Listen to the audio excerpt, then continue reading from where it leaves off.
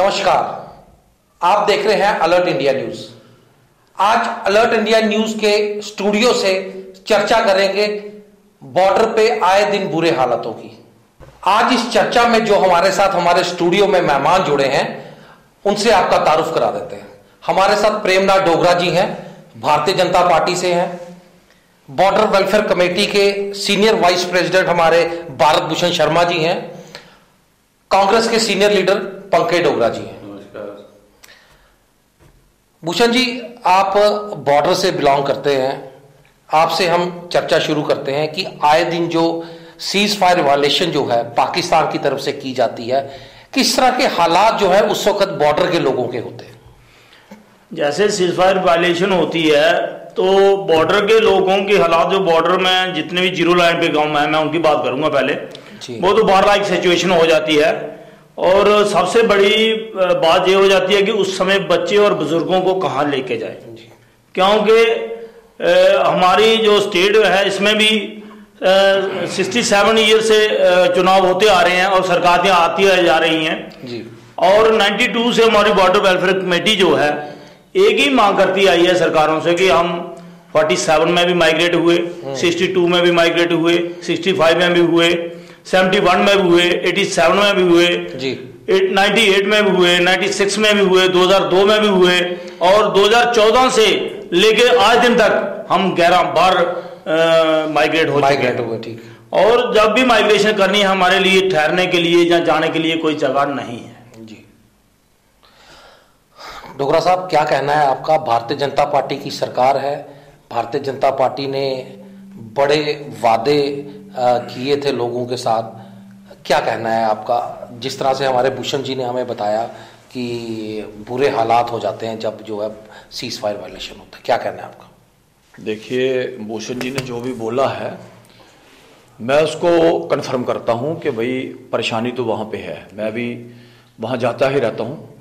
तो लेकिन एक चीज़ है कि कहीं ना कहीं हमको देखना होगा कि एक आपका पड़ोसी जब उसका दिमाग खराब हो जाए या दिमाग खराब कर दिया जाए तो उसके बाद उसको ठीक करने में थोड़ा समय लगता है। और मुझे लगता है ऐसा कि उधर की गोली तो हम नहीं रोक सकते, लेकिन जो इधर से गोली जो जवाब दिया जा रहा है वो एक बहुत बेहतरीन तरीके से दिया जा रहा है। रही बात कि माइग्रेशन की, तो किसी को भी घर छोड़ना पड़े ये बुरी बात है, किसी को भी छोड़ना नहीं चाहिए। लेकिन यह है कि हालात ऐसे होते हैं कि लोग मजबूर हो जाते हैं। लेकिन मैं इसके साथ एक चीज और जोड़ूंगा, वो ये है कि मुझे कहीं ना कहीं ऐसा लगता है कि भाई कहीं ना कहीं थोड़े से हालात जो है वो बेहतर हुए हैं पहले की अपेक्षा जी। डोगरा साहब, क्या कहना चाहते हैं आप ऑपोजिशन में हैं, किस तरह के हालात जो है बनते हैं उस वक्त? पहले तो मैं ये कहना चाहूँगा कि जो वो इस समय सीमा पे जो हालात बने हुए हैं वो बहुत एक किस्म से जो बॉर्डर की जो सिचुएशन इस समय जो तनावपूर्ण सिचुएशन है, और पिछले ही दिनों में जो 12 लोगों की वहाँ पे शहादत हुई, जो मौतें वहाँ पे हुई, हम उसे कंडेम भी करते हैं। और जिन लोगों को वहाँ से उठना पड़ा, जैसे भारत भूषण जी ने कहा कि थोड़े ही समय में 12 बार वहाँ से माइग्रेशन होनी पड़ी, वो लोग स्कूलों में, कहीं धर्मशालाओं में, कहीं दूसरी जगहों पे जाके जब वो रहन बसेरा अपना बसाते हैं, तो इस दुख की घड़ी में हम इन लोगों के साथ शरीक हैं। और जैसे मेरे साथी ने ये बात की कि पड़ोसी बहुत दुष्ट है, तो मैं नहीं अपने पूर्व प्रधानमंत्री अटल बिहारी वाजपेयी जी का जिक्र करना चाहता हूँ कि जब वो लाहौर यात्रा पर गए थे तो उन्होंने एक बात कही थी कि दोस्त बदले जा सकते हैं, पड़ोसी नहीं जी। तो उसका कहने का ये कि हम बार बार ये कहें कि पाकिस्तान से कोई उम्मीद हम रखें कि पाकिस्तान हमसे बेहतर करेगा और हम यहाँ शांतिपूर्वक रहेंगे, ऐसा नहीं होने वाला है। हमें जो बॉर्डर के हमारे जो लोग हैं, जो समय समय पर जिनके लिए बार लाइक सिचुएशन, जैसा कि हमारे बॉर्डर यूनियन के वाइस प्रेसिडेंट जी ने कहा कि बार लाइक सिचुएशन हो जाती है, उनके लिए हम क्या पुख्ता प्रबंध कर सकते हैं कि क्योंकि हर समय जैसे सीमा पे तो जो बीएसएफ का जवान है, जो पीछे जो आर्मी है, वो तो बंदूक और संगीन के साथ तैनात है, लेकिन ये लोग वहां पर किसानी कर रहे हैं, खेती बाड़ी कर रहे हैं, मजदूरी कर रहे हैं, इनके अपने घर हैं, बच्चे स्कूलों में जाते हैं और छोटे छोटे बच्चे जो हैं उन पे किसी पे छत गिर रही है, कहीं पे मोटरार शेल का गिर रहा है। तो मैं ये कहूँगा कि गवर्नमेंट की जो पॉलिसी है, पहले तो एक पुनर्वास की जो है और सरकारें किसी की भी हों, लोग हमारे हैं, रियासत हमारी है, जिला हमारा है, इसमें इंटरनेशनल बॉर्डर भी आता है, LOC भी उसके आगे शुरू हो जाती है। तो हम सभी ये देखना पड़ेगा कि सरकारों से हम ये अपेक्षा रखें कि हम एकजुट होकर और एकजुटता के साथ बॉर्डर के लोगों के साथ खड़े हैं, और इस मुश्किल की घड़ी में हमसे जितना भी योगदान हो सकता है हम सबको करना चाहिए और सरकारों को संजीदा होना चाहिए। मैं आपको बताऊं कि मात्र इस साल में ही 900 बार सीज फायर का उल्लंघन हुआ है, और हमेशा ही DGMO से कहा जाता है कि हमारी बात चल रही है। सीज फायर का मतलब ही एक, उस वर्ड का जो मीनिंग है कि दो लोग जो लड़ रहे होते हैं उनमें एक पैक्ट होता है कि अब हम टॉक्स की तरफ चलेंगे, और हम जो उनका जो एग्रीमेंट होता है वो ये कहता है सीज फायर का कि अब हम टॉक्स के थ्रू, हम बंदूक के राह से समस्या का समाधान नहीं करेंगे, हम बातचीत से करेंगे। तो इस मायने में जो केंद्र में इस समय जो सरकार है, संजीदगी से, पाकिस्तान कैसा भी हो, देखो वो उसके बाद हमारे पास बहुत सी इंटरनेशनल एजेंसीज हैं, हम कैसे उसको घेराबंदी कर सकते हैं, कैसे उसे टेररिस्ट कंट्री घोषित कर सकते हैं, या कैसे उसकी फंडिंग पे हम कोई रोक लगा सकते हैं। और ये सब चीजें जब तक हम नहीं करेंगे तो जो बॉर्डर के हालात नहीं सीधे होंगे, वो अपनी इस हरकत से, नापाक हरकत से बाज नहीं आएगा। लेकिन अपने लोग जो सीमा पे हैं, जो पहले से ही जिन लोगों ने 500 मीटर या 1 किलोमीटर तक खेती बाड़ी वहां छोड़ रखी है, एक एक अपने उपजाऊ भूमि भी छोड़ रखी है उन लोगों ने, उनके लिए हम क्या कर रहे हैं, ये बड़ा संजीदा मसला है। भूषण जी, आप हमें ये बताइए कि क्या गवर्नमेंट जो है बॉर्डर के लोगों के साथ किस तरह की बेइंसाफी जो है वो की जा रही है? अक्सर हम लोग भी बॉर्डर पे जाते हैं, हम देखते हैं कि लोगों की जो काफी बॉर्डर के लोगों की बड़ी बुरी हालत होती है। देखिए, मैं ज्यादा समय पीछे ना जाते हुए मैं 98 से बात लूंगा कि 98 में फर्स्ट टाइम हमारे जहां बहुत बड़ी फायरिंग शुरू हुई थी। तो उस समय वाजपेयी जी की सरकार थी, तो वाजपेयी जी जहां as a prime minister Jammu में आए थे और मुझे डिस्ट्रिक्ट कठुआ से बुलाया गया था कि आप क्या चाहते हैं, तो उस समय भी मैंने अपना जो मेमोरेंडम था बॉर्डर के लोगों का उनको सबमिट किया था। उसके बाद जहां की सरकार थी वो NC की सरकार थी, तो उस समय हमने एक बहुत बड़ी एजिटेशन लड़नी पड़ी हमें हक लेने के लिए। जो लोगों का नुकसान होता है, फसलों का होता है, पशुओं का होता है, घरों का होता है, उसको लेने के लिए हमने एक एजिटेशन लड़ी 22 दिन, जिसके बाद जाके हमारे साथ CM ने मीटिंग की और उसके बाद लोगों को कुछ हक मिला। लेकिन मैं डोगरा जी भी बैठे हुए हैं, इधर एक कांग्रेस से एक BJP भी बिलोंग करते हैं, सरकार इनकी भी थी, तो तब BJP कहती थी कि हमारा जो एजेंडा है बॉर्डर के लोगों के लिए पुनर्वास नीति। जैसे ही हम सरकार में आएंगे तो इन लोगों को 5-5 मरले प्लाट पीछे देंगे, इनको लोगों को सुरक्षित स्थानों पर रखेंगे, जो जान माल का नुकसान होगा उसका नुकसान देंगे।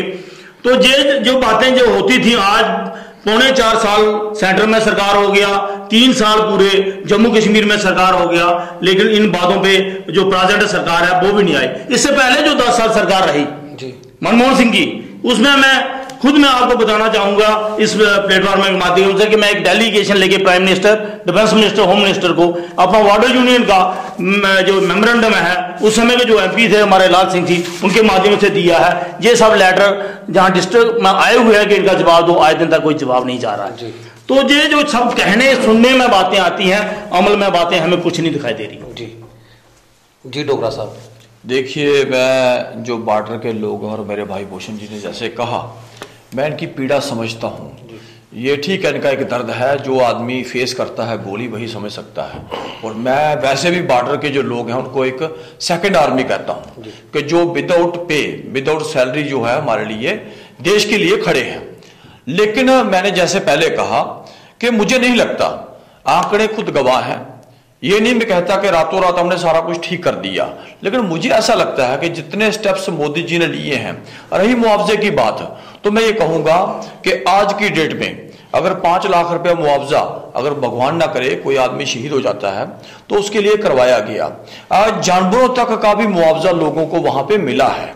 मुझे लगता है कि चाहे वो जो लोग जिनको ट्रीटमेंट की बात की जाती है, चाहे वो वेटरनरी के लोग हों या कुछ, मुझे लगता है कि वो थोड़ा उनमें एक हरकत नजर आ रही है। मैं नहीं कहता कि सारा हमने ठीक कर दिया, मैं ऐसा कभी नहीं कहूंगा, लेकिन एक चीज जरूर कहूंगा कि जो नियत है इस सरकार की, और मैं एक चीज और कहूंगा कि हम, हो सकता है मैं भारतीय जनता पार्टी को बिलोंग करता हूं, हो सकता है उसका पक्ष रख रहा हूं, तो अपने ढंग से बातों को पेश कर रहा हूं, लेकिन अगर हमने ये देखना है कि यहाँ क्या क्या चेंजेस आई हैं। तो मैं एक रेफर करना चाहूंगा कि पाकिस्तान के टीवी यूट्यूब के ऊपर आप देख सकते हैं कि वो किस तरह की थिंकिंग जो पहले की सरकारें थी, क्योंकि मैं तू मैं नहीं पढ़ना चाहता कि किसने क्या किया। देश हमारा है, हमने उसको ठीक करना है, और अगर पड़ोसी नहीं सुधरेगा तो उसको भी हमने ही ठीक करना है। और मुझे लगता है कि उसको ठीक किया जा रहा है। आज यहाँ कोई आदमी, मैं बुरी बात है अगर एक दो आदमी भी कहीं शहीद हो जाए तो उसका घर का दिया बुझ जाता है,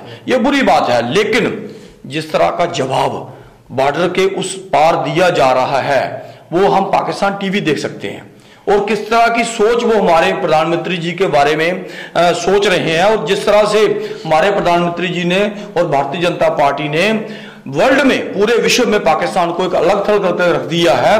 ये चीजों को हमके विचार करना चाहिए। नहीं डोगरा साहब, बात ये है कि 5-5 मरले के प्लाट और बंकर्स की बात हम ये करें कि जो इनके लिए बहुत जरूरी है बॉर्डर पे, और भारतीय जनता पार्टी ने बड़े वादे किए थे इन लोगों के दिए जाएगा। 4 साल तो गवर्नमेंट को हो गए सेंटर के अंदर, तो कम से कम वो वाली क्या कहते हैं इनको सिचुएशन।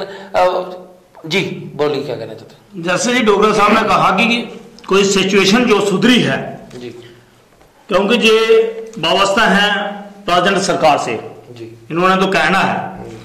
मैं ये कहना चाहूंगा कि 2014 में 26 अक्टूबर 2014 को हम माइग्रेट हुए थे, और माननीय हमारे जो एमपी हैं और इस समय पीएमओ में मंत्री हैं वो हीरानगर आए थे। मैं डोगरा साहब को याद दिलाना चाहूंगा, और वहां पे मैंने अपना मेमोरेंडम सबमिट किया था, और वहां मैंने डिमांड रखी थी 5 मरले प्लाट की। तो उस समय के उनके जो शब्द थे, उन्होंने कहा था कि भूषण जी ये मेरा ही एजेंडा है और ये मैं पूरा करूंगा। इसके लिए मैं आपको बताना चाहूंगा कि 2002 में जब हम माइग्रेट हुए उस समय भी सरकार ने जहां पे जमीनें आइडेंटिफाई की जी, और पूरी फाइल बनी, गवर्नमेंट ऑफ इंडिया को सबमिट हुई। उसके बाद हम चलाते रहे जब भी हमें मुश्किलात आई, लेकिन 10 साल जो वाजपेयी साहब ने सीज फायर किया करवाया, और वो मनमोहन सिंह के टाइम में 10 साल लगातार चला, हमें कोई दिक्कत नहीं हुई बॉर्डर में रहते हुए। तो वो मुद्दा इन्होंने ठंडे बस्ते में डाल दिया। लेकिन हम जब भी किसी से मिलते रहे तो ये याद दिलाते रहे कि जब भी वह दोबारा ये सिचुएशन बनेगी तो हमें मुश्किल होगी, लेकिन वो किसी ने नहीं किया। 4.25 साल से हम अपने मंत्री माननीय एमपी साहब से भी यही चलाते आ रहे हैं। डोगरा साहब जब भी साथ में होते हैं तभी हम यही कहते हैं कि वो अपना जो वादा किया था अपने अक्टूबर 2014 में हायर सेकेंडरी हीरानगर के हजारों लोगों के बीच में कि ये मेरा मुद्दा है, इसे छोड़ दीजिए, ये बहुत जल्दी होगा, वो आज दिन तक क्यों नहीं हुआ। आज उसी मुद्दे को आप अगर मोर्चों की शक्ल में लेके जा रहे हैं, जैसे डोगरा साहब ने ही कहा कि हम बिना वर्दी के सिपाही हैं और रहेंगे। ये मैं जहां से कहना चाहूंगा, मेरे पास एक लाइव जो मोदी जी जब गुजरात के चीफ मिनिस्टर थे, हमारे माननीय प्रधानमंत्री जी, उनका एक वीडियो है। उसमें उन्होंने कहा 4 क्वेश्चन उस समय की सरकार को पूछा, मनमोहन सिंह की सरकार को, कि आर्मी किसके पास है, दूरसंचार किसके पास है, आरबीआई किसके पास है। मैं कहना चाहूंगा कि उस समय उनके पास थी, जनाब आला आज आपके पास है। आज क्यों इन्फ्लेशन नहीं रुक रही है, आज क्यों फायर बंद क्यों नहीं हो रहा है। आप कहते थे कि जब हमारी सरकार होगी तो पाकिस्तान नहीं बोलेगा।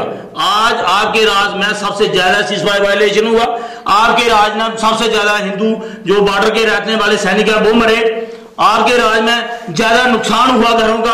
मैं मानता हूं कि ये बोलते हैं किसी की जान की 5 लाख डोगरा साहब कीमत लगा देना। अगर आप एक सैनिक को उसको हथियार दिया है, वर्दी दी है, बीपी दिया है, उसको 1 करोड़ देते हैं, और हमारा जो एक नौजवान मरता है उसको आप 5 लाख देते हैं, क्या ये इंसाफी है? जी पंकज जी क्या कहना चाहेंगे? मैं तो कहना चाहूंगा कि भारतीय जनता पार्टी की नीति और नीयत दोनों में फर्क है। जब ये इन्होंने वोट लेना होता है तो इनकी एक नीति होती है, एक प्लान होता है, और बड़े एक समुचित तरीके से एक मीडिया में, सोशल मीडिया में, चाहे इंटरनेशनल चैनल हो, नेशनल चैनल हो, वहां पर बड़ी इनकी कैंपेन चलती है। और जैसे ही वो चुनाव संपन्न हो जाते हैं, खत्म हो जाते हैं, तो इनके जो वादे होते हैं वो बोले बिसरे गीतों की तरह गायब हो जाते हैं। मैं आपको ये कहना चाहता हूं। और बॉर्डर के लोगों की जो पीड़ा है, पहले तो ये बताऊं कि फुल फ्लैश हमारे जो रक्षा मंत्री थे, जब 1 साल तो ये रक्षा मंत्री नहीं दे सके। अब निर्मला सीतारमण जी यहाँ पर डिफेंस मिनिस्टर बनी हुई हैं, तो इतना बॉर्डर पे जो टेंस चल रहा है, हमारे डिफेंस मिनिस्टर नहीं आए, बॉर्डर का कोई दौरा नहीं हुआ। आप गृह मंत्री राजनाथ सिंह जी हैं, कठुआ में शेर की जहां दहाड़े, हमें उनका भाषण भी बड़ा अच्छा लगा, बड़े अपना भावुक तरीके से उन्होंने भाषण दिया यहाँ पे रामलीला ग्राउंड में, और आज यहाँ पे बॉर्डर पे आप सिचुएशन देखिए, उनका कोई बयान नहीं है। और पीएमओ से जितेंद्र सिंह जी सड़क का उद्घाटन करने के लिए जरूर आते हैं, लेकिन बॉर्डर में जैसे उन्होंने कहा कि जो वादे उन्होंने 4 साल पहले हिरानगर में किए थे उसको निभाने के लिए वो कहांगे। वोट की राजनीति और बॉर्डर की राजनीति को जोड़कर ये बॉर्डर के लोगों का जो नुकसान कर रहे हैं, ये एक बड़ी एक संवेदनशील सी स्थिति इन्होंने उत्पन्न कर दी है कि जैसे इन्हीं के शब्दों में कहूंगा कि ये हमारी सेकंड आर्मी है, ये सेकंड आर्मी को ही टीज कर रहे हैं, उस सेकंड आर्मी को ही टारगेट कर रहे हैं कि उनको कितना फ्रस्ट्रेट हम कर सकें, उनका हम कितना जो नुकसान इन लोगों ने किया है इन 4 वर्षों में। मैं ये कहना चाहूंगा जो 10 साल जो सीज फायर यहां रहा, और ये आज पाकिस्तान से जब बात करते हैं तो कभी पठानकोट हो जाता है, कभी हुडी हो जाता है, नाश्ता करने ये बिना बुलाए पहुंच जाते हैं। इनकी ना तो कोई विदेश नीति है, ना ही कोई रक्षा नीति है, और ना ही कोई वित्त नीति है।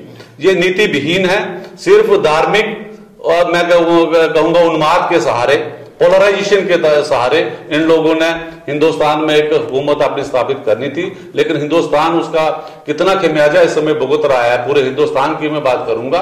और विशेषकर आज डोकलाम पे आप देख लीजिए वहां पर क्या स्थिति बनी हुई है। यहाँ कठुआ वालों को कह देंगे ये चाइनीज बल्ब मत लगाओ, ये चाइनीज लड़ी मत लगाओ, लेकिन चाइना के साथ इन्होंने ये व्यापार करना है। वो देखिए सरदार पटेल की मूर्ति बना रही है तो वहां चाइना के लोग लगे हुए हैं, कहीं रेलवे का ब्रिज बड़ा बनना होगा तो चाइना को प्रोजेक्ट दे देंगे। और जो लोग हमारे विरोधी मुल्क हैं उनके साथ इनकी ट्रेड संधियां हैं। वो चलो WTO का कोई वर्ल्ड ट्रेड ऑर्गेनाइजेशन का कोई प्रेशर किसी हद तक होता है, लोगों से उम्मीद है, लेकिन सरकार हिलेगी नहीं उस पर। तो मैं ये कहना चाहता हूं कि जो रक्षा नीति है, और ये बड़ा एक सेंसिटिव स्टेट है रियासत जम्मू कश्मीर, और इस यहाँ के LOC पे और इंटरनेशनल बॉर्डर पे दोनों पे ही मोदी जी का ध्यान नहीं है।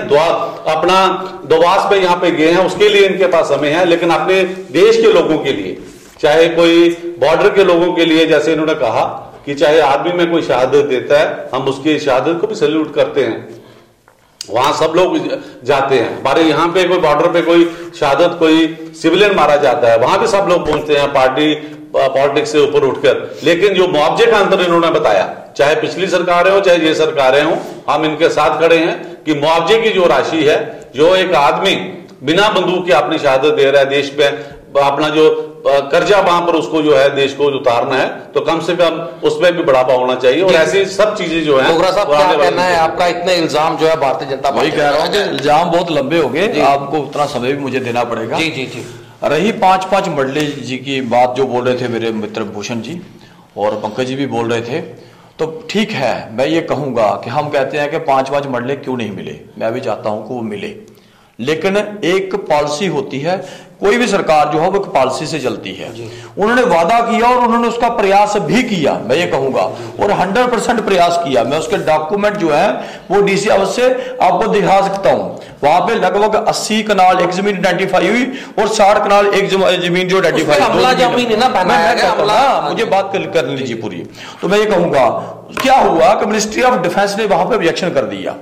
आपको पता है एक कानून के तहत चीजें चलती हैं, आज भी वो प्रयासरत है। मैं ये कहूंगा अगर किसी आदमी ने अगर अच्छी नियत से बात कही तो हमको उसकी जुबान नहीं पकड़नी चाहिए, तुमने क्यों बोली। और वो लोग इल्जाम लगा रहे हैं जिन्होंने बॉर्डर के लोगों को सबसे ज्यादा कष्ट दिए, कांग्रेस के लोग।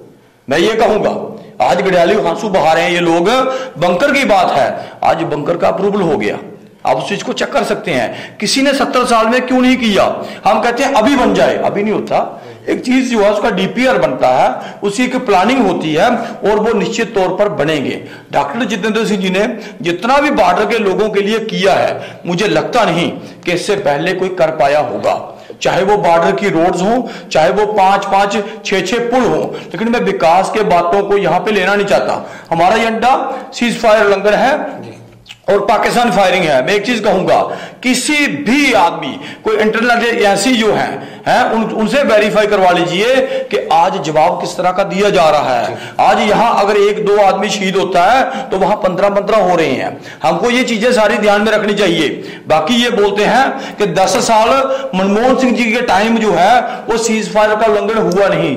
थोड़ा आप गिनती कर लीजिए, 900 इस बार हुआ, आप 10 साल की गिनती कर ले। अरे मैं कहूंगा, एक साल मैं कहता हूं, मेरी बात सुन लीजिए, मैं कहूंगा अगर मनमोहन सिंह जी ने अच्छा किया था तो फिर वो हारे क्यों? हमने सुपड़ा साफ कर दिया आपका। ये खूबसूरती क्या है? अब जो आपका एंटी नेशनल एजेंडा था जो है वो आज दुनिया समझ रही है। मैं कहूंगा 5 साल का पाकिस्तान में आज जम्मू कश्मीर की सारी समस्या पाकिस्तान की दी हुई है, आज इस कांग्रेस की दी हुई है। 4 साल में ऐसा नहीं का प्लाट नहीं मिला, आपने दिया गया, हमने कहा। डॉक्टर जितेंद्र सिंह की वाणी में सुनिए, जो उन्होंने हीरानगर में पब्लिकली कहा था कि 5 मरले के प्लाट हम देंगे, और साथ में मोर्चा की जो बात जो आपको कर रहे हैं, मैं कह रहा हूं 5 मरले के प्लाट कहां गए लोगों के लिए? अरे मैं कह रहा हूं ना कि उसका 4 साल हो गए ब्रेन जी, अरे मात्र 1 साल बचा। आप मेरी बात सुन लीजिए ना, आपने एक प्रश्न किया, उसका जवाब देता हूं। आपकी सुना रहा हूं। रही बात, 5 में से 4 हो चुके हैं, मात्र 1 साल है। 4 साल से ये लोग बॉर्डर से कम 13 बार उठ चुके हैं। अच्छा भूषण जी, आप मुझे ये बताइए, जब माइग्रेशन बॉर्डर से होती है, आप लोगों को कैंपों में लिया जाता है, किस तरह के हालात जो है कैंपों में होते हैं, और इतना ठंड का मौसम है, क्या इंतजाम जो है आपके लिए किए जाते हैं?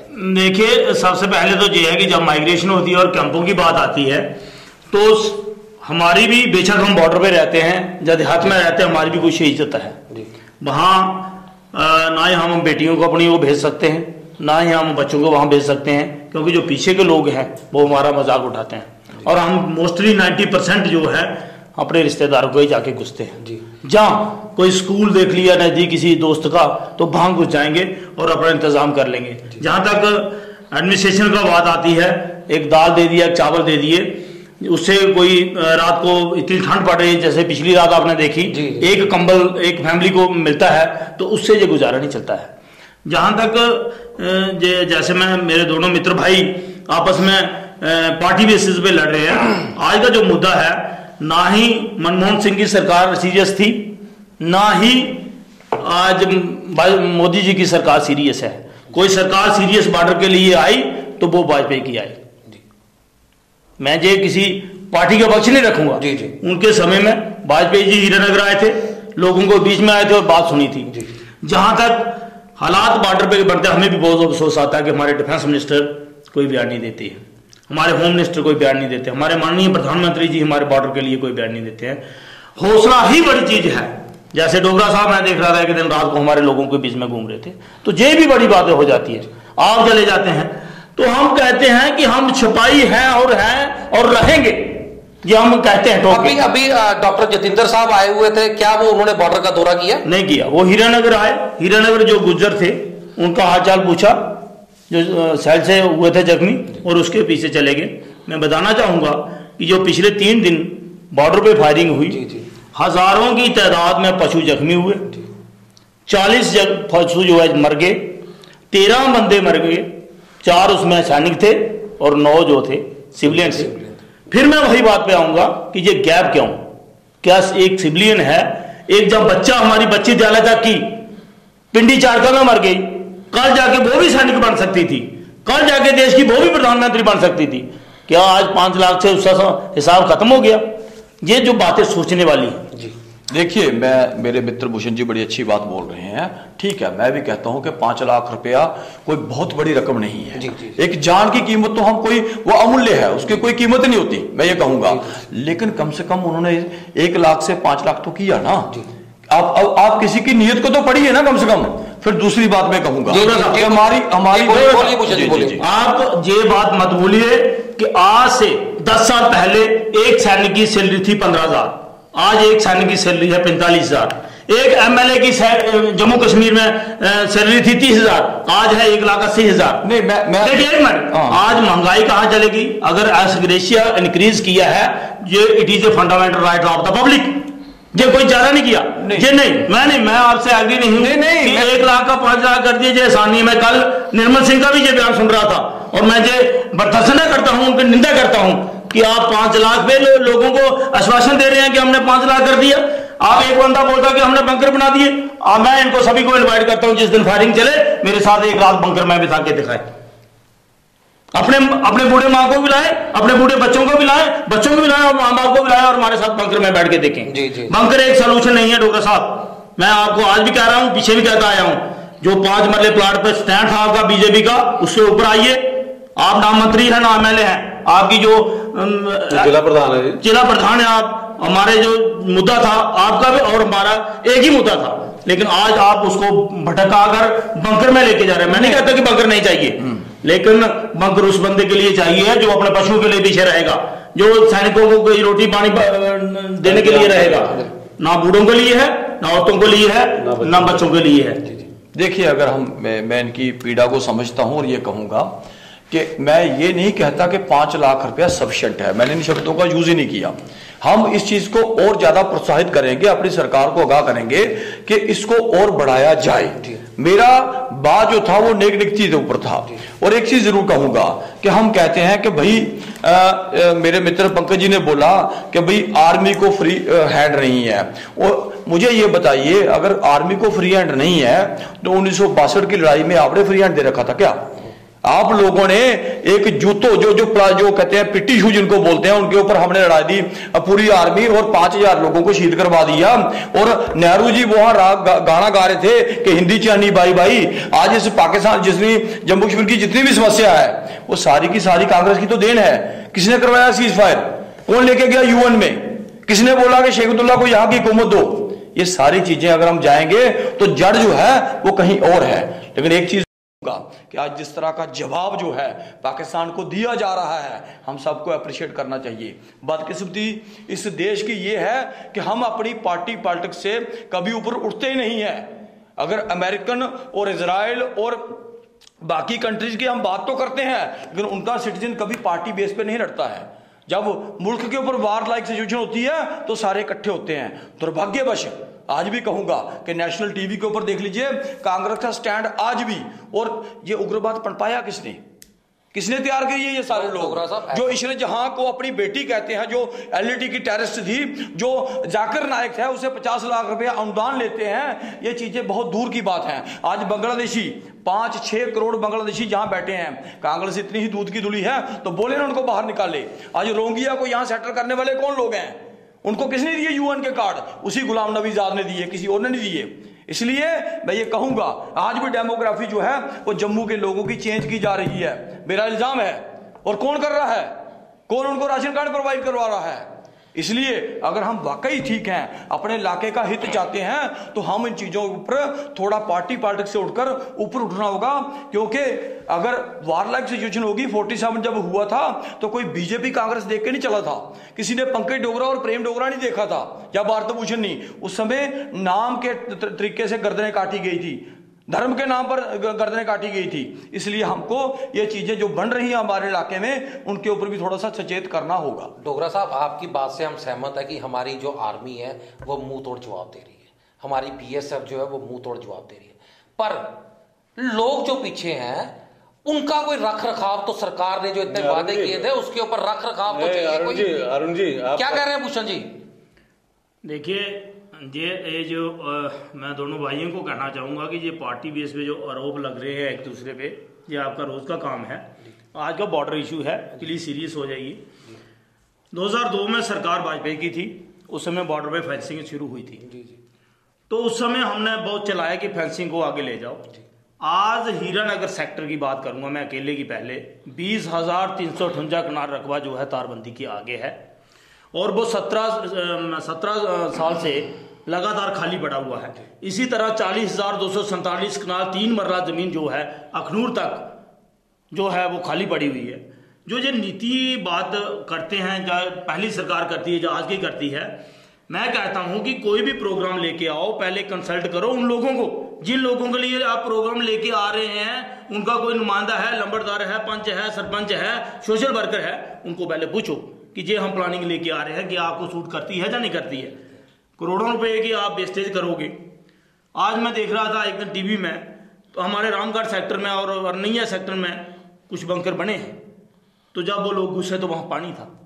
एक बंकर के अंदर सांप थे। क्यों? कि वो कम्युनिटी बेस पे बनाए और किसी ने उनका रख रखाव नहीं किया। गांव के लोग हैं, हमने इनको बोला कि आप छोटा दो, लेकिन जो पशुओं के लिए पीछे रहेगा या फोर्स की मदद के लिए पीछे रहेगा, जब भी कभी ये ऐसे बार लाख सिचुएशन बनते हैं, उनके ठहरने के लिए। तो ये बेसेज ऑफ मनी मैं भी नहीं चाहता कि हमारे देश की हो, ये हमारी ही बेसेज ऑफ मनी होनी है, देश की नहीं होनी है। तो ये जो आरोप और तो ये गलत हैं। किसी भी सरकार, चाहे वो 47 से लेके कोई भी सरकार आई, वो बॉर्डर के प्रति सीरियस मुझे नहीं दिखी। मैंने भी 22 साल हो गया अपनी संस्था बॉर्डर वेलफेयर कमेटी बनाए हुए। हम दिल्ली तक प्राइम मिनिस्टर, डिफेंस मिनिस्टरों को तब मिले हैं, हमारे एमपी जो आज के हैं, जब पिछले हैं, उनको भी लेके मिले हैं। तो ये सीरियस नहीं है। आज से 93 में गवर्नमेंट ने और इंडिया ने एक सर्वे करवाया था कि माइग्रेशन क्यों हो रही है बॉर्डर पे। तो क्या था कि बेसिक इंफ्रास्ट्रक्चर जो है कमजोर है वहां पे। आज भी डोगरा साहब जाते हैं, बोलते हैं कि सड़कों की बात करो तो बहुत अच्छी सड़कें हो गई हैं, पुल बन रहे हैं, ये बन रहे हैं। ये आज से 10 साल पहले डीपीआरए बनी थी, उस पर काम चल रहे हैं। आज जो नया कोई प्रोग्राम आप लेके आ रहे हैं वो बताएं, जो बॉर्डर पे माइग्रेशन रोकना चाहती है सरकार। आज मैं डोगरा साहब के नॉलेज में आऊंगा, पिछले 2 साल में मेरी पंचायत से 30% लोग माइग्रेट कर गए। मेरी पंचायत का जो मेरे पास एक डाटा आया है, हर गांव से 20 घर जो है जिनके पास पैसा था, पीछे जगह लेके मकान बना लिए। इसी तरीके से अगर आप मादा से लेके आप चले जाओ अखनूर तक, तो ये सभी जगह यही सिचुएशन बनी हुई है। सरकार को सीरियस होना होगा। अगर डिफेंस मिनिस्ट्री की बात मान ली, हमारे एमपी का फर्ज बनता था हमसे बात करना कि उनका ये जवाब है, इसका आप क्या तोड़ देते हो? तो हम तोड़ देते कि हम भाई बॉर्डर नहीं छोड़ेंगे।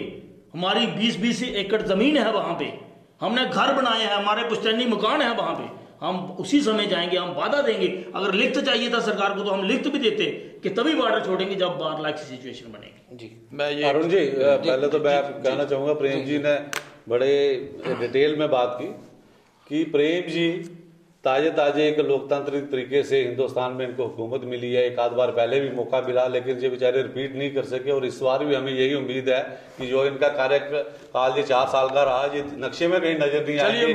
एक बार लोकसभा के आप चुनाव आने दें, और जो 4 साल में देश के इन्होंने जो हालात किए हैं, कोई बात 1947 का युद्ध हो, 65 का हो, चाहे 71 का हो, पाकिस्तान को जो चने चबाने पड़े वो पूरा हिंदुस्तान जानता है।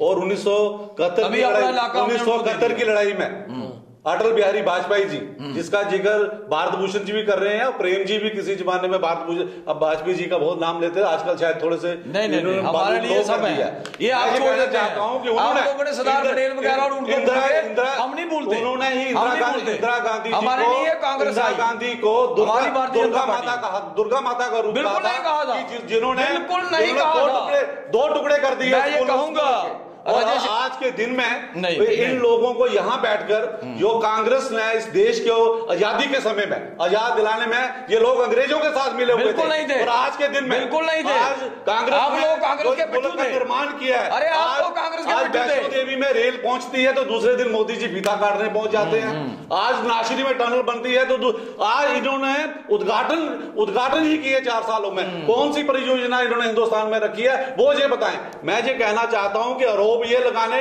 कांग्रेस यहां पे देश में, इस देश को आजाद कराने में, उस देश का निर्माण कराने में जितने IIT, जितने IBM, जितने एम्स, जितने आप ये स्टील प्लांट यहां पे देख रहे हैं, जितनी ये मेट्रो प्रणाली देख रहे हैं, ये सब कांग्रेस की देन है। आज हुकूमत मिली है जो आगे बढ़ा रहे हैं, अच्छी बात है, लेकिन ये कहना कि हमने 4 साल में कोई अवंडर खड़ा कर दिया, ये इनकी सियासी भूल है, मैं कहना चाहता हूं। और जो डेमोग्राफिक चेंजेस ये कहते हैं, आज ये हुकूमत में है, जो लोग फालतू आए निकाले भेजे बाहर, लेकिन आप सपोर्ट कीजिए ना, उस काम से हम सपोर्ट करते हैं ना के लिए, लेकिन लोकतंत्र में जिसकी सरकार है प्रेम जी, कौन विरोध करता है? देना पड़ेगा। बांग्लादेशियों जो यहाँ पे हो रहा है, जो बॉर्डर पे समय हो रहा है, अगर भारत भूषण जी आपको कह रहे हैं, कोस रहे हैं कि 5 मर्रे प्लाट आप नहीं दे सके, आप लोगों को जो मुआवजा वहां पे मिलना है वो नहीं, अरे आपने तो कुछ भी नहीं हो रहे हैं, आप कुछ नहीं कर रहे हैं, लोगों का बेड़ा कर करने वाले तो आप लोग हो। पूरे इस हिंदुस्तान का जो एक सेकुलर आइन, जो धर्मनिरपेक्षता के आधार पर हिंदुस्तान को बांटने वो ले आओ, बांग्लादेशी के लिए, बांग्लादेशी के लिए आप इस हिंदुस्तान के जो टुकड़े करना चाहते हैं, हिंदुस्तान बर्दाश्त नहीं करेगा। टुकड़े हमने नहीं किए, आप लोगों ने किए। आप मेहमान हो।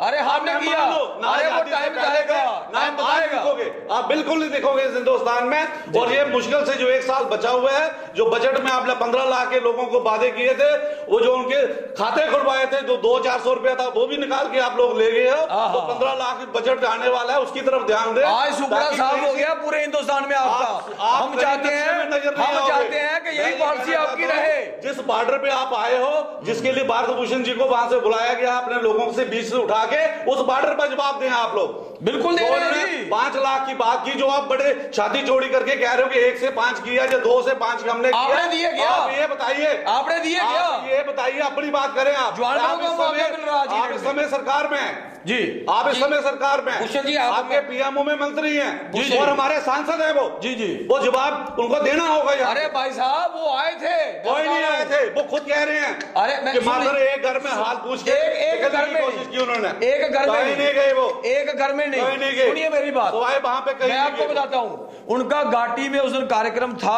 आपका कार्यक्रम सुन लीजिए ना, आप कार्यक्रम सुन लीजिए ना, कुछ उस कार्यक्रम को उन्होंने कैंसिल किया। लोगों के लिए डिबेट है, बॉर्डर के लोगों पे ही तो फिर जब सांसद का नाम लेंगे तो उसका जवाब तो आपको लेना पड़ेगा। बॉर्डर में जाता फिर वो बॉर्डर पे गए, सिक्योरिटी एजेंसी ने उनको अलाउ नहीं किया। भूषण जी, भूषण जी आप ये बताइए कि बॉर्डर पे टॉयलेट्स की स्कीम आई थी जी, क्या कहना है आपका? कितने टॉयलेट्स वहां पे बन गए और अभी कितने बकाया है, क्या कहना है? 2014 में जब माइग्रेशन हुई जी, तो डीसी शायद इकबाल थे जहाँ पे जी, तो उन्होंने मुझे पूछा कि कोई जो छोटी दिक्कत है जो आप ज़्यादा महसूस करते हो सवेरे के टाइम में लोग, क्योंकि उस समय हमारे छानलाल दी में 2 बहनें सुबह के टाइम में जैसे अपने घर से ओपन डिफेक्शन के लिए गई तो उनके ऊपर बम गिरा और एक ऑन स्पॉट मर गई, एक ही टांग उड़ गई थी।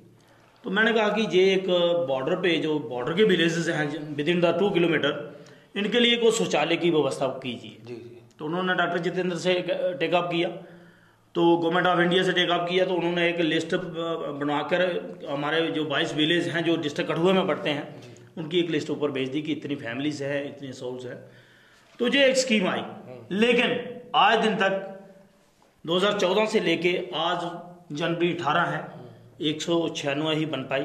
कितने बनने थे वो 1120 बनने थे, और उसमें से उसका सिर्फ खर्चा था 4 करोड़ 40 लाख। अच्छा, लेकिन बड़े अफसोस से कहना पड़ता कि इतना छोटा सा अमाउंट जो है वो 4 साल में हमारी सरकार जो है वो एनजीओ से नहीं ले सकी, क्योंकि वो स्कीम ही एनजीओ बना रही है जी। तो आज पिछले दिनों मैं सुन रहा था डोगरा साहब गुजरे चक में बोल रहे थे कि कोई 300 के करीब और बहुत जल्दी आने वाली हैं, तो हम उसका वेलकम करेंगे।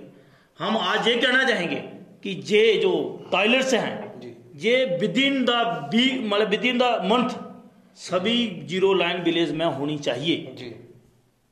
और जहां तक बॉर्डर की आप बात, मैंने पहले भी जिक्र किया कि माइग्रेशन को कैसे रोकना है, तो वहां आप बेसिक बेसिक इंफ्रास्ट्रक्चर जब तक मजबूत नहीं करेंगे, वहां की सड़कें अच्छी नहीं करेंगे, वहां के स्कूल अच्छे नहीं करेंगे, वहां की मेडिकल फैसिलिटी अच्छी नहीं करेंगे, वहां का टेलीफोन सिग्नल अच्छा नहीं करेंगे, तो तब तक वो माइग्रेशन आपसे रुकने वाली। बॉर्डर की सड़कों के लिए आपके पास बीएडीपी के पैसे आते हैं, तो वो बीएडीपी जो है उससे बॉर्डर की रोड तो बन रही है नहीं, ये आपके कहने का है। जो हम देखते हैं जो बीएडीपी है वो बसोली में लगता है, कठुआ में लगता है, निचला में लगता है, डिंगियांब में लगता है। अगर कोई चैलेंज करे तो मैं इनको लेके जाता हूं और वहां बोर्ड लगा हुआ दिखाऊंगा।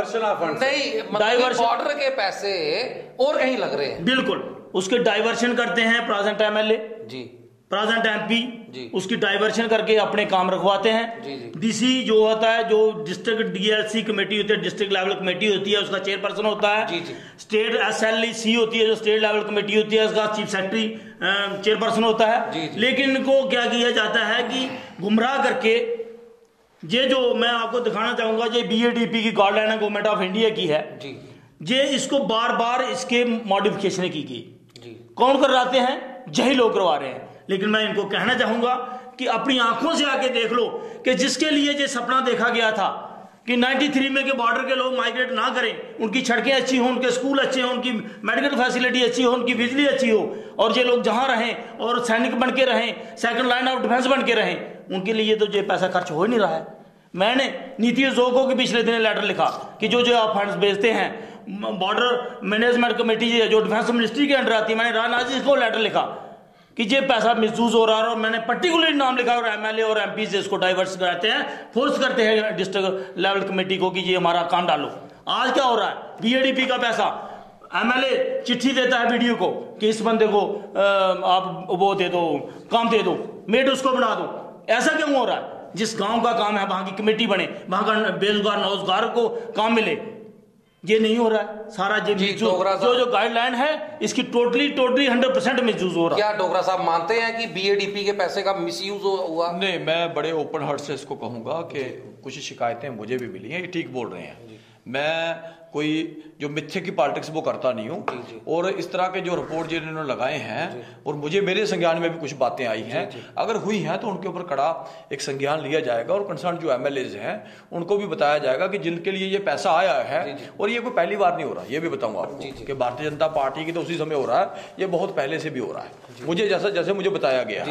रही बात, मेरे भाई बोल रहे थे टॉयलेट की बात, मैं डोगरा साहब से कहना चाहूंगा कि अपने एमएलए को पैरा नंबर 3.2 पढ़ा दें एक बार बीएडीपी। मैं आपकी बात आ गई तो मैं ये कहूंगा रही टॉयलेट की बात नहीं, पहले डोगरा साहब बीएडीपी पे बात करेंगे कि मतलब कि अगर बॉर्डर के लिए पैसा आ रहा है, बॉर्डर वेलफेयर, देखो ये लोग भी यही कह रहे हैं कि माइग्रेशन इसीलिए हो रही है कि वहां पे इनके लिए कोई इंफ्रास्ट्रक्चर जो है वो नहीं तैयार हो रहा है। जब बीएडीपी के पैसे एमएलए जिनको इन लोगों ने जिताया हुआ है वही अगर उसका मिसयूज करेगा, अपने लोगों को फायदा देगा बीएडीपी का, तो मतलब कि किस तरह से, मतलब किस तरह से लोग भारतीय जनता पार्टी पे विश्वास? देखिए मैं अभी ये कहूंगा कि ये पार्टी बेस्ड पे बात नहीं है। जी। मैं ये कहूंगा ये हमेशा होता है। एमएलए तो आपके ही है ना? मैं ये कह रहा हूं ना, आपको जवाब सुन लीजिए, ये हमेशा होता आया है, लेकिन अगर ये हो रहा है तो जो अधिकारी कर रहे हैं, जो चीजें होती हैं, चाहे वो डीसी हो, चाहे वो कोई सीडी हो, कुछ भी हो, जो कर रहे हैं, हमको उनको भी सोचना पड़ेगा किस तरह का एक्शन जो है आपकी तरफ से। जी हम उनको रिकमेंड करेंगे, उनको जो भी आदमी वायलेशन कर रहा है रूल्स की, उसके ऊपर एक्शन होना ही चाहिए। और मैं अपने मित्र जी को भी कहूंगा कि आप थोड़ा सा इनको इनिशिएट कीजिए, हम भी आपका साथ देंगे, और हम अपनी सरकार को भी कहेंगे, ठीक है, क्योंकि लोग तो अपने हैं जिनके लिए ये चीज आई है, वो बढ़नी चाहिए। रही बात इन्होंने टॉयलेट की बात की, तो मैं ये कहूंगा कि हमको थैंकफुल होना चाहिए अपने सांसद जी का। नहीं, वो उन्होंने जी नहीं उन्होंने कहा, लेकिन मैं कहूंगा कि उन्होंने जो सारा पैसा है ये ना तो एमपी लेड का है, ना किसी गवर्नमेंट स्कीम का है, ये उन्होंने अपने तरीके से, जिसको अपन डेलियंस कह सकते हैं, अपनी ऑब्लिगेशन कह सकते हैं, कि उसके बेस के ऊपर उन्होंने ये सारा प्रोवाइड करवाया है हमको। और एक चीज और कहूंगा, जितनी टॉयलेट बननी चाहिए वो बनेगी, जितनी 1120 है या जितना भी ये फिक्र दे रहे हैं। डोगरा साहब आप बोलिए कि बीएडीपी के पैसे को किस तरह से मिसयूज किया जाता है, क्या कहना है? मौजूदा समय में डिबेट कर रहे हैं और हमें मौजूदा बात ही जो है उसको संज्ञान में लेनी चाहिए। जी, पीछे क्या हुआ, अगर पीछे वाले बहुत अच्छा करते तो आज जिले में 5 विधायक भारतीय जनता पार्टी के नहीं होते। जी, डिप्टी सीएम यहाँ पे भारतीय जनता पार्टी का है, सीनियर मिनिस्टर यहाँ पर भारतीय जनता पार्टी का है, पर प्राइम मिनिस्टर ऑफिस में मिनिस्टर होना एक बहुत बड़ी बात होती है, हमने भी देखा है। और आज के समय में हमारे मौजूदा सांसद हैं, और इस समय प्रेम जी स्किप करने की कोशिश कर रहे हैं कि पीछे होता था तो अभी चलने दो थोड़ी देर ऐसे ही। नहीं, मैं तो जांच की बात कर रहा हूं, जांच की बात करवाने की बात कर रहा हूं। पहले एडमिट कीजिए कि आपके विधायक और आपके जो बाकी लोग हैं, जो चाहे मंत्री हैं चाहे डिप्टी सीएम है, अगर कोई बीएडीपी का, अगर हमारे भाई जो विधायक, हमारे जो समय जो भाई यहाँ बैठे हुए हैं बॉर्डर के, अगर ये अपनी कोई दुखती रग पे हाथ अगर नहीं सला सकते हो, आप उनकी दुखती रग पे क्यों? नहीं, हम इनके साथ हैं, हम इनके साथ हैं।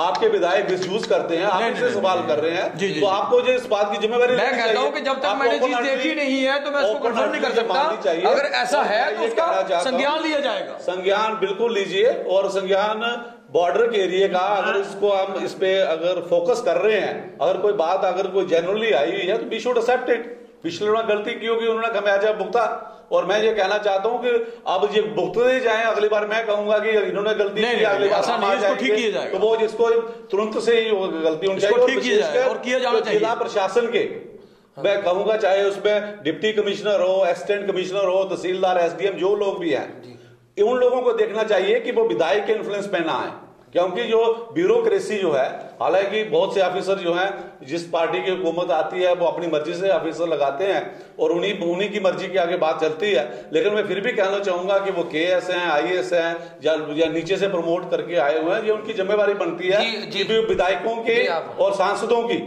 देखिए, जो गलत चिट्ठियां हैं जो उस पे अपना कम से कम अंगूठा ना लगाएं, उस पर मोहर ना लगाएं, और बॉर्डर के एरिया का जो पैसा है वो बॉर्डर के एरिया के लोगों के लिए रखें। मैं डोगरा साहब से ये कहना चाहूंगा कि कांग्रेस ने जो गलत किया, क्या वही प्रथा चलती रहेगी?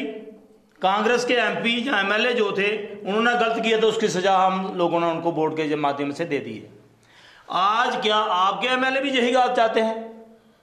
मैंने आपको इसलिए बोला कि नोट कर लें कि बीएडीपी की गाइडलाइन 3.2 पैरा को पढ़ लें कि वो क्या कहती है। जब तक जीरो लाइन के विलेज फुली फैसिलिटी नहीं दी जाए उनको, तब तक उस पैसे को पीछे आप नहीं ला सकते जी। इसमें साफ लिखा हुआ है जी। डोगरा साहब बोलिए। देखिए, मैं इनकी बात को आधा मिनट का टाइम, मैं इनकी बात को पूरी तरह से इंडोर्स करता हूं। मैं कहूंगा कि तथ्य मेरे सामने नहीं है जिसके ऊपर मैं बात कर सकूं। मतलब आप इनकी कही हुई बात को तो मानते हो ना? जी जी जी, मैं मेरे संज्ञान में ये चीजें आई हैं, मैं हम उनको वेरीफाई करेंगे और जो आदमी दोषी होगा उसके ऊपर कड़ी कार्रवाई की जाएगी, क्योंकि इस तरह से समाज नहीं चलता। जिसका हक है उसको मिलना चाहिए, और भारतीय जनता पार्टी कभी भी किसी के साथ धोखा नहीं करती हो, चाहे वो सुरक्षा हो, चाहे वो डेवलपमेंट की बातें हो। रोक लो इसको, कर लेते हैं फाइनल। फिर एक मिनट तो दे, हो गया। तो आपने देखा, ये चर्चा बॉर्डर के मुद्दों को लेके थी। भविष्य में भी अलर्ट इंडिया न्यूज आपको इसी तरह अलग अलग मुद्दों से रूबरू कराएगा। तब तक के लिए अलर्ट इंडिया टीम को दीजिए इजाजत। नमस्कार।